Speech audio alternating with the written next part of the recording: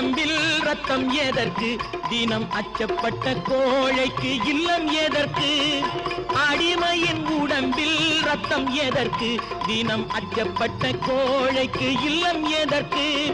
கொடுமையை கண்டு கண்டு பயம் எதற்கு? கொடுமையை கண்டு கண்டு பயம் எதற்கு? நீ கொண்டு வந்தது என்னடா மீசை முறுக்கு? நெஞ்சம் உண்டு நேர்மை உண்டு ஓடு ராஜா, நேரம் வரும் காத்திருந்து பாரு ராஜா.